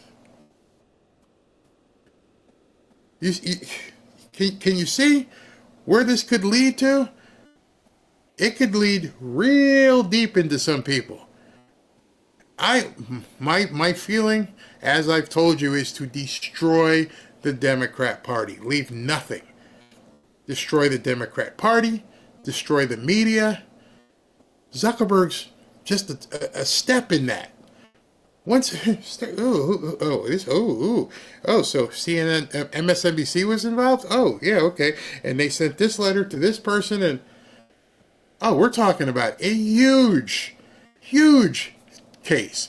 I will be personally let down if I don't see Pam Bondi and Kash Patel having to get like a 50,000 square foot warehouse just to put all the puzzle pieces together on who this person was and that person was. It's not about retribution against a political opponent. You guys went after the country. You made people lose their jobs. You made people get stuck with this thing. It's huge. If you don't do what the government asks, they'll kind of get you. I believe the guy's name was, who said it? Chuck Schumer? They have 7 ways from Sunday to get you. I think that's what he said. We saw what they were willing to do to Trump. What do you think they were willing to do to Zuckerberg? Or Jack Dorsey? Wait till Jack Dorsey starts talking. I'm pretty sure he's got some stuff to say. Jack Dorsey, in case you don't know, was the former head owner of Twitter. So if you can get a company to change without prosecution, it's a win. This is wrong. This is, no, that's not true. I saw somebody else say that. He didn't do anything. Unless I know that he stuck something in somebody's arm or made you take something, it wasn't him. 6 ways to Sunday. Okay, that's what the saying was. Okay. 10 more days to drain the swamp. As you heard from Peter Tickton, Trump's high school buddy and attorney earlier, it's like this guy's not about personal retribution, but he loves his country. And so we know all these people who did crappy things to America. As I'm not doing a show tonight, let me go ahead and give away the hoodies right now before any of you guys leave and have to go to dinner or something. Let me go ahead and do 3 hoodies. Where is that? All right, so let me take that down. Where's Tommy's drum roll? Drum roll, drum roll, drum roll. Where'd it go? Sometimes I move things around and I can't find it.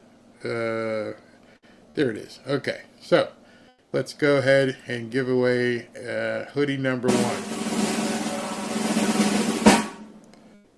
John Arcaro. John Arcaro, you have won a free hoodie. And the next person, we'll go ahead and drum roll. Steve Labe. We're getting a lot of men lately. That's interesting. Steve Labe, you've won a free hoodie. And one more drum roll. It's really cold out right now, so these are coming handy. Sharon Claire Hall. Sharon Claire Hall, you've won a hoodie. Congratulations to the winners. Thank you for entering.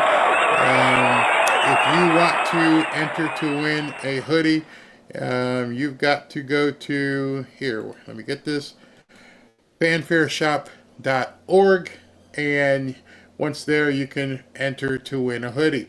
I promise I will have my new graphic up tomorrow, but we now have over 13,000 people in our X group, our private group. So if you go to fanfareshop.org/group, you can join 13,000 other fellow patriots and join the group.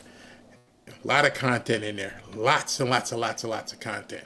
All right, let me do super chats. Nicholas Lamonicus. Barry, does this mean the man who did the Hillary meme will be set free and not face 10 years in prison? I hope so. I hope so. In fact, Biden should let him out right away. Sandra J.G. Thompson. Hey, Sandra. This will all be in the history books. You're right. Hey, Jay, how are you? Remember that a presidential pardon doesn't affect the court of public opinion. Expose them all. Great statement. Love that. Hi, Mama Mima. No one noticed DJT never answered the question. What did he say to Obama? I noticed. Didn't say it. Didn't answer that question. You're absolutely right. Would love to be a fly in that wall, even though they had lip readers and everything else, but don't know what he said to him. Pink Lioness, separate political parties, MAGA, DEIB, MAGA. MAGA, okay. Mr. Mike, how are you? The disaster in California and Maui, none of this stuff is by accident.